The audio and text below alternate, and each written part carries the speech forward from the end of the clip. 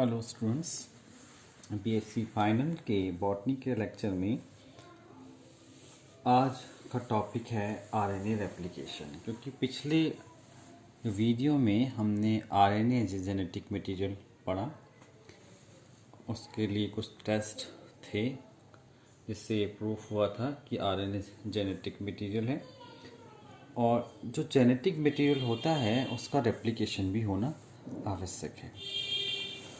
तो यह भी एक स्टेबल फैक्ट है कि जेनेटिक मटेरियल में रेप्लिकेशन की कैपेसिटी होना आवश्यक है।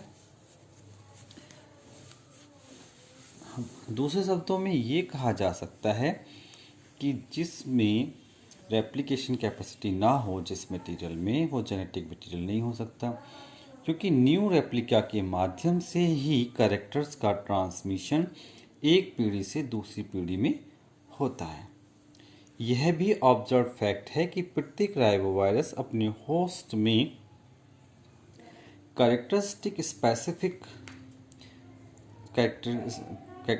या स्पेसिफिक सिम्टम्स ऑफ डिजीज उत्पन्न करता है, जो तभी संभव है जब वायरस अपने होस्ट के अंदर मल्टीप्लाई करके अनेक वायरस बना ले। कुल मिलाकर ये निश्चित है कि आरएनए रेप्लिकेट करता है और इसी को एक्सप्लेन करने के लिए निम्न मैकेनिज्म दी गई है। Mechanism of RNA replication. यह ऑब्जर्व किया जा चुका है कि आरएनए सामान्य रूप से सिंगल स्ट्रैंडेड होता है। साथ ही साथ यह भी सत्यापित है कि आरएनए सिंगल स्ट्रैंडेड स्टेज में रेप्लिकेट नहीं कर सकता, मतलब रेप्लिकेशन के लिए उसको डबल स्ट्रैंडेड होना जरूरी है। अतः single stranded stage parental RNA को नॉन रेप्लिकेटिंग फॉर्म कहते हैं, एनआरएफ। यह पॉजिटिव स्ट्रैंड कहते हैं। यह एक्सपेरिमेंटली देखा जा चुका है कि होस्ट में एंट्री के तुरंत बाद वायरल आरएनए किसी अज्ञात तरीके से जल्दी ही एक कॉम्प्लीमेंट्री पॉजिटिव स्ट्रैंड बनाकर डबल स्ट्रैंडेड हो जाता है। इसी को आरएनए की रेप्लिकेटिंग फॉर्म कहते हैं, यानी एनआरएफ से आरएफ फॉर्म का बनना। इसके बाद केवल negative strand RNA synthetic enzyme की प्रेजेंस में एक के बाद एक नया आरएनए बनाता रहता है, आरएनए की न्यू आरएनए स्ट्रैंड की सिंथेसिस करता रहता है। प्रत्येक रेप्लिकेशन साइकिल के तुरंत बाद एंडोन्यूक्लियस की प्रेजेंस में जो पॉजिटिव स्ट्रैंड है वो अलग होते जाते हैं और नेगेटिव स्ट्रैंड रेप्लिकेशन करके पॉजिटिव स्ट्रैंड बनाते रहते हैं। यह स्ट्रैंड तब तक बनते रहते हैं जब तक कि डिजायर्ड नंबर में पॉजिटिव स्ट्रैंड प्राप्त ना हो जाएं। अंत में नेगेटिव स्ट्रैंड आरएनएज की एक्टिविटी के कारण डिजनरेट हो जाता है और इस प्रकार रेप्लिकेशन द्वारा पॉजिटिव स्ट्रैंड का एक डिजायर्ड नंबर प्राप्त हो जाता है। तो देखें, इसको डायग्रामेटिकली देखें तो जब आरएनए की जो ओरिजिनल फॉर्म है, जिसे हम नॉन रेप्लिकेटिंग फॉर्म कहते हैं, वो सिंगल स्ट्रैंडेड होती है। ओरिजिनल या पेरेंटल फॉर्म या सिंगल स्ट्रैंडेड जो होती है या नॉन रेप्लिकेटिंग फॉर्म होती है, इस पे किसी अज्ञात कारणों से ये डबल स्ट्रैंडेड हो जाता है, यानी कि एक नेगेटिव स्ट्रैंड बन जाता है। क्योंकि हमें जो पॉजिटिव स्ट्रैंड चाहिए तो पॉजिटिव स्ट्रैंड जो नेगेटिव स्ट्रैंड के सहारे ही बनेंगे। ऐसे original strand acting as template for RF replication. फिर इनका सेपरेशन होता है पॉजिटिव नेगेटिव। पॉजिटिव वाले डिसॉल्व हो जाते हैं और जो नेगेटिव वाले हैं उसमें नेगेटिव वाला आरएनए पॉलीमरेज की प्रेजेंस में बहुत सारे पॉजिटिव स्ट्रैंड बनाता है, एक के बाद एक पॉजिटिव स्ट्रैंड बनाते रहता है और ये पॉजिटिव स्ट्रैंड तब तक बनते रहते हैं जब तक कि डिजायर्ड नंबर में पॉजिटिव स्ट्रैंड प्राप्त ना हो जाए। यानी कि पहले पॉजिटिव स्ट्रैंड था, फिर उसने अपने सारे नेगेटिव स्ट्रैंड बनाया, फिर दोनों ये अलग अलग हुए। क्योंकि हमें बनाने पॉजिटिव है तो पॉजिटिव का नेगेटिव के स्ट्रैंड पर होगा तो नेगेटिव स्ट्रैंड अपने डिजायर्ड नंबर में एक के बाद एक कॉपी बनाता रहता है। इस प्रकार हमें एक पॉजिटिव स्ट्रैंड का डिजायर्ड नंबर प्राप्त हो जाता है। जो जेनेटिक मटेरियल होता है, the genetic material RNA of virus is self replicating because it can produce its own replica by itself. Its mode of replication is called RNA dependent RNA synthesis. यानी कि RNA की synthesis RNA के template पर ही हो तो उसे RNA dependent RNA synthesis कहते हैं। तो इस प्रकार हमने देखा कि आरएनए जेनेटिक मटेरियल भी होता है और रेप्लिकेट करके अपने नए स्ट्रैंड भी बनाता है। अब हम बात करेंगे नेक्स्ट टॉपिक जेनेटिक कोड की। जेनेटिक कोड एक्चुअल में क्या है?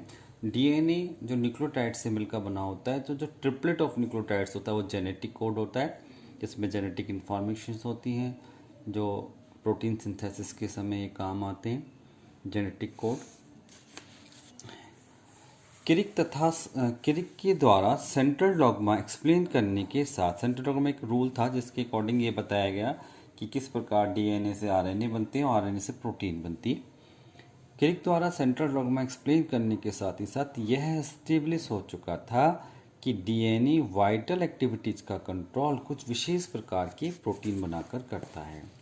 इन प्रोटीन्स का निर्माण जो होता है वो आरएनए के माध्यम से होता है, परंतु उस समय तक यह ज्ञात नहीं हो चुका था कि डीएनए किस रूप में अपने इंस्ट्रक्शंस प्रोटीन तक पहुंचाता है। अर्थात लिविंग बीइंग में पाए जाने वाले कुल अमीनो एसिड की जो संख्या होती है वो 20 होती है, जबकि डीएनए में पाए जाने वाले न्यूक्लियोटाइड की संख्या केवल 4 होती है। इससे स्पष्ट होता है कि कोई एक न्यूक्लियोटाइड एक विशेष अमीनो एसिड के लिए कोड नहीं होता। इस प्रकार यदि दो न्यूक्लियोटाइड का भी एक पेयर यदि एक अमीनो एसिड के लिए कोड माना जाए तब भी वह टोटल संख्या के जो 4 × 4 16 होती है।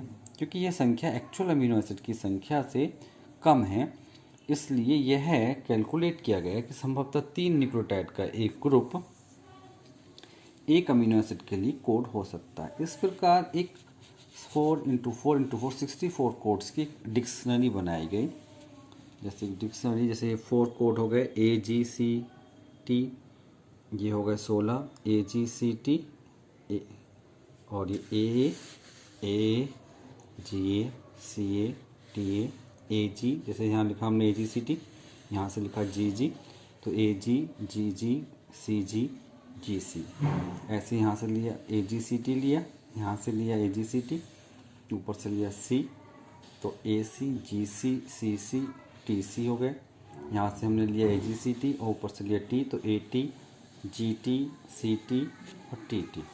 तो ये हो गए 4, ये हो गए 16, और इस प्रकार 64 कोड की एक डिक्शनरी बनती है, टेबल बनती है 64 कोड की प्रकार से।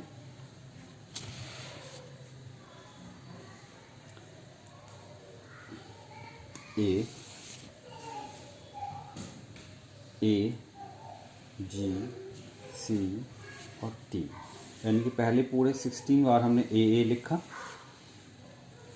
फिर 4 पे लिखा A, 4 पे लिखा G, 4 पे लिखा C, 4 पे लिखा T, फिर A G C T, A G C T, A G C T, A G C T। इस प्रकार हम एक 64 कोड की एक टेबल बनाते हैं जिसे हम कोडॉन डिक्शनरी कहते हैं।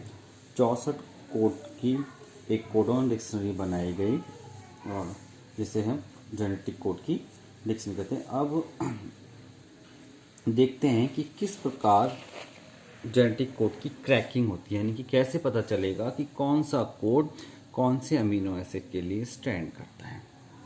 यद्यपि 64 टाइप के कोडॉन्स बना लिए गए, परंतु भिन्न भिन्न टाइप्स के अमीनो एसिड के लिए एक स्पेसिफिक कोड का पता लगाना बहुत कठिन कार्य था।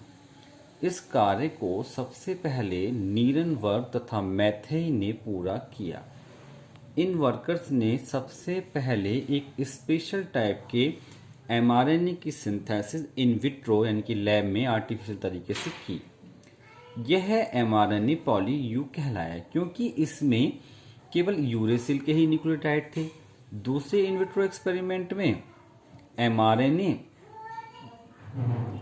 इकोलाई के एक्सट्रैक्ट के साथ मिक्स कर कर प्रोटीन सिंथेसिस कराई और अंत में ऑब्जर्व किया कि एमआरएनए से बनने वाली प्रोटीन केवल एक ही प्रकार के अमीनो एसिड की बनती थी, जिसे हम फिनाइल एनिलीन कहते हैं। यानी कि जो ट्रिपल यू कोड था वो फिनाइल एनिलीन को स्टैंड करता है।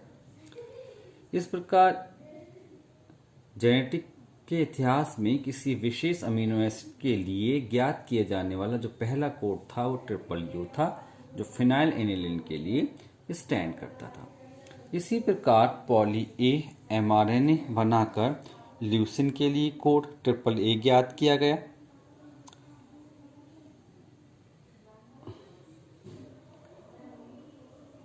इस तथा पॉली सी एमआरएनए बनाकर प्रोलाइन का कोड ट्रिपल सी ज्ञात किया गया। इस प्रकार एचजी खुराना ने एक्सपेरिमेंट द्वारा 64 कोड्स स्थापित किए और वह सब निर्धारित हो गए और इस प्रकार खुराना ने कोड डिक्शनरी बनाई। एक्सपेरिमेंट के समय खुराना ने 3 कोडॉन यूए, यूएजी, यूजीए को किसी भी अमीनो एसिड के लिए कोड करते हुए नहीं पाया। उन्होंने इन कोडॉन्स को नॉनसेंस कोडॉन कहा, परंतु बाद के एक्सपेरिमेंट से यह ज्ञात हुआ कि यह तीनों कोड नॉनसेंस कोडॉन न होकर पॉलीपेप्टाइड चेन के टर्मिनेशन कोडॉन होते हैं, जिन्हें हम टर्मिनेटिंग कोडॉन या स्टॉप सिग्नल कहते हैं। अर्थात एमआरएनए पर इनकी जो प्रेजेंस होगी वो पॉलीपेप्टाइड की जो चेन की जो सिंथेसिस है उसका समाप्त होने का सिग्नल देती है। बचे हुए 61 कोडॉन्स के विस्तृत अध्ययन से ज्ञात हुआ कि कुछ अमीनो एसिड जैसे मिथ्योनाइन के लिए केवल एक ही कोड तथा कुछ के लिए जैसे हिस्टिडाइन है, साइटिडाइन है, टायरोसिन के लिए 2-2 कोड, आइसोलिसाइन के लिए 3-3 कोड, वेलाइन प्रोलाइन के लिए 4-4 कोड, सीराइन ल्यूसाइन के लिए 6-6 तक कोड हो सकते हैं। यानी कि जो एक अमीनो एसिड के लिए जो कोड्स की संख्या हो सकती है वो एक से अधिक हो सकती है। मोस्टली अमीनो एसिड के लिए एक से अधिक कोड्स पाए गए। एक अमीनो एसिड के लिए एक से अधिक कोड पाए जाने को डिजेनरेसी ऑफ कोडॉन कहते हैं। तो इस प्रकार जो कोडॉन्स की जो जेनेटिक कोड हैं उनकी क्रैकिंग हुई, उससे ये ज्ञात हुआ कि 64 कोडॉन्स में से कौन सा कोडॉन कौन से अमीनो एसिड के लिए स्टैंड करता है, जिनमें से 3 कोडॉन स्टॉप सिग्नल या टर्मिनेटिंग कोडॉन्स कहलाए और उसके बाद 61 कोडॉन्स ये ज्ञात कर लिया गया कि कौन से अमीनो एसिड के लिए कौन सा कोड है जिसमें डिजेनरेसी ऑफ कोडॉन पाई गई। एक अमीनो एसिड के लिए एक से अधिक कोडॉन्स पाए गए। तो इस प्रकार हमने देखा आज कि जेनेटिक कोड क्या है, कोडॉन्स डिक्शनरी क्या है और इनकी क्रैकिंग कैसे होती है। इसके बाद हम नेक्स्ट लेक्चर में बात करेंगे characteristics of genetic code. Genetic code की कैरेक्टरिस्टिक्स क्या होते हैं।